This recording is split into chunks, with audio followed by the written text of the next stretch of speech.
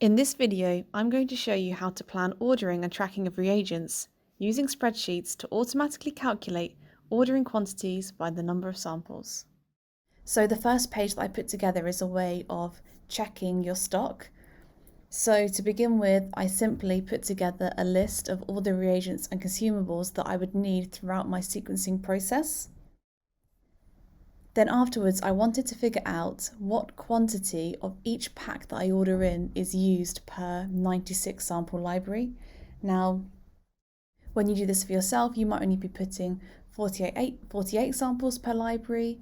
You might be using different reagents altogether. This is just an example. So I use nanopore sequencing, which is why this is kind of based around nanopore sequencing reagents. So what I would do is, for example, I knew that when I used LunaScript and I needed to make enough for a 96 sample library, that I would end up using half the tube of LunaScript, and I get 1 tube of LunaScript per pack, which means I made a little formula here. I get 2 uses out of my 1 pack, so 1 divided by 2.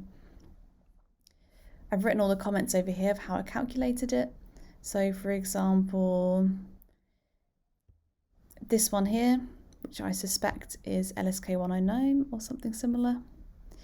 Okay, so the barcode expansion kit, I know that I get 6 libraries per pack, which means I get 1 divided by 6. So you can do this for all of them. You can read the volumes on the tubes for a lot of them, especially like the NEB reagents, and then I would use the volume on the tube divided by the amount we would use in our protocol to kind of work out how much I needed per each reagent. And then you move on to the next step. So you want to then find out how many packs of your reagent you already have in stock. So obviously if you're starting out, this isn't relevant to you, but if you're in the middle of the process and you've been doing it for a while, this is a way of performing a really nice stock check. So you could go through your freezers and say, I have 10 packs of LunaScript, which means in this cell, I have 10 divided by 0.5, which is 20. So I can sequence 20 libraries with the 10 packs of LunaScript I have in stock because I can use half a tube per library. I hope that makes sense. So then once we have this list of the number of libraries, once we know how many we have in stock and we know how many libraries we can sequence with what we've got already, then we can tell the spreadsheet, okay, well, I know that I have X number of samples coming up, and I know that I will need to be able to sequence 30 libraries with my next order. And so what you can do is you can say, okay, well, I have 30, I take this 30 value and I subtract the number of libraries which can be sequenced already to tell me how many libraries I need to buy reagents for. So for example, I want to sequence 30 libraries. I already have enough stock to sequence 20 libraries, which means I need to buy enough reagents for 10 more libraries. Now I'm going to show you the second sheet in the workbook. This will allow us to calculate how much reagent we need to buy. I still have the same list of reagents and consumables. I still have this same list of quantities of the pack used per library. But this time, this page is going to be used to forecast how much we need to buy rather than how much we already have in stock.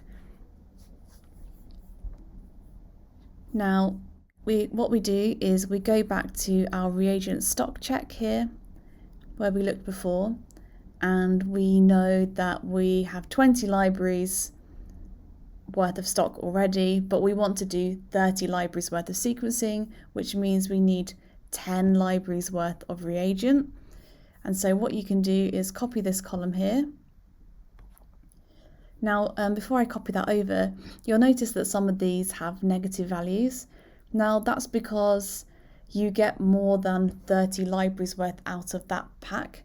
So, for example, a box of tips or a box of tubes that has 1,000 tubes in it, and you only need 1 tube per library, means that box will last you for 1,000 libraries. So if you're only desiring or wanting to sequence 30 libraries worth, then you're going to have an excess of those already in stock, which is why you get this negative value. So when you see the negative, you know that you just don't need to order those at the moment, so you can just take the positives.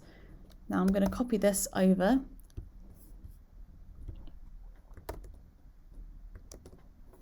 Need to paste as a value. Obviously you can automate this. And then what happens here is the number of libraries your reagents are needed for. So I need 10 libraries worth of LunaScript is then multiplied by the amount you get out per packet. And it tells me how much I need to buy. So I need to buy another 5 packs of LunaScript in order to be able to do 10 libraries. So all these negative ones you can ignore, but then you can go through and realize, oh, okay, I need a lot of expansion packs in this example, or a lot of flow cells. I only had 1 flow cell in stock, but I need 29 more because I'm doing 30 libraries. I hope these examples have been of help to you and that you're able to take them and adapt them to suit your own ordering requirements.